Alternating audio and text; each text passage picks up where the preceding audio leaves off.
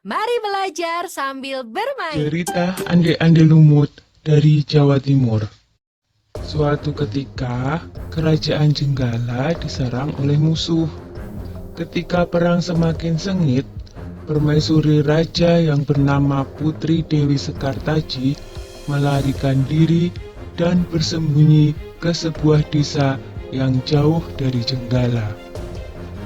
Untuk menjaga keselamatannya, ia menyamar sebagai gadis kampung. Dewi Sekartaji tinggal di tempat Nyai Intan. Nyai Intan adalah seorang kaya yang mempunyai 3 putri, yaitu Kelenteng Abang, Kelenteng Ijo, dan Kelenteng Biru.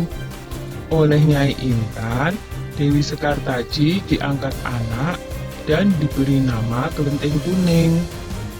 Setelah keadaan di kerajaan Jenggala kembali tenang dan aman, sang pangeran mencari jejak istrinya. Ia pergi dan menyamar menjadi seorang pangeran yang sedang mencari jodoh. Panji Asmarabangun menyamar dengan nama Ande-Ande Lumut, lalu membuat sayembara. Dalam waktu singkat, berita sayembara itu tersebar jauh hingga ke desa si Kelenteng Kuning. Kelenteng Abang, Ijo, dan Biru mendengar kabar sayembara itu. Mereka sangat senang dan ingin mengikuti sayembara itu. Kita harus berhias agar terlihat cantik dan memikat sang pangeran, kata Kelenteng Abang.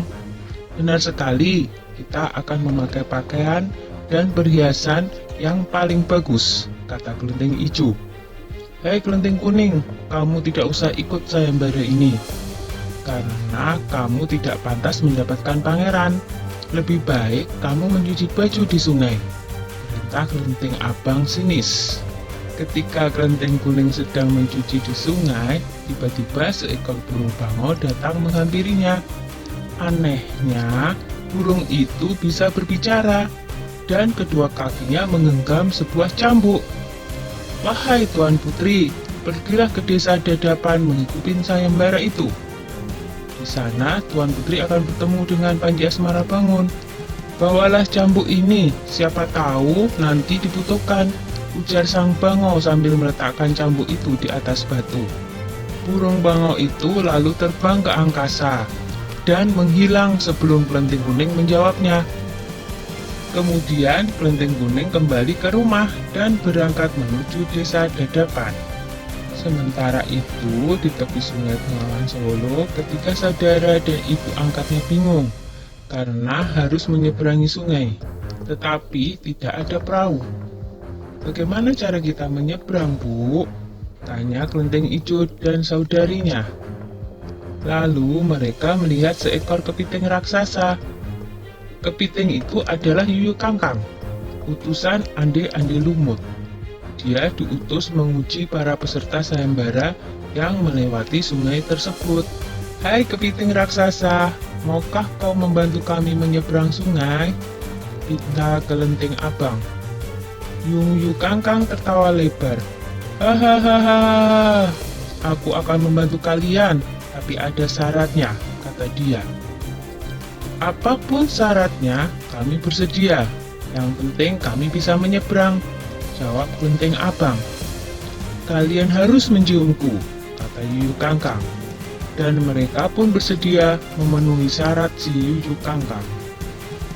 Kelenteng Kuning tiba di pinggir sungai. Yuyu Kangkang mengajukan syarat yang sama, tetapi Kelenteng Kuning menolak. Dia tak ingin mengkhianati suaminya. Berkali-kali Kelenteng Kuning memohon, tetapi Yuyu Kangkang tetap menolak.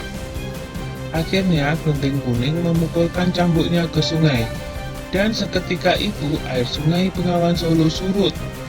Melihat itu, Yuyu Kangkang ketakutan dan segera menyeberangkan Kelenteng Kuning, bahkan mengantarnya sampai ke desa Dadapan.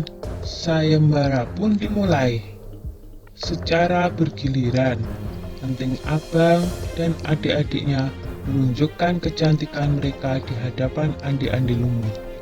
Namun, Tak seorang pun di antara mereka yang dipilih oleh Andi-Andi Lumut. Ampun pangeran, hamba mohon, terimalah salah satu putri hamba, tiba Nyai Intan. Andi-Andi Lumut menjawab, wahai Nyai Intan, ketahuilah, aku tidak bisa memilih seorang pun dari putrimu, karena mereka telah mencium si Yuyu Kangkang. Sambil menunjuk kelenteng kuning, pangeran melanjutkan, aku memilih gadis ini karena dia telah lulus ujian, tidak mau mencium si Yuyu Kangkang. Nyai Intan dan ketiga putrinya baru sadar bahwa mereka ditolak oleh Andi-Andi Lumut karena tidak lulus ujian. Kemudian Andi-Andi Lumut membongkar penyamarannya dan mengatakan bahwa dia adalah Panji Asmara Bangun. Kelenteng kuning sangat bahagia karena bertemu lagi dengan suaminya. Sudah ya cerita Andi-Andi Lumutnya, jumpa lagi.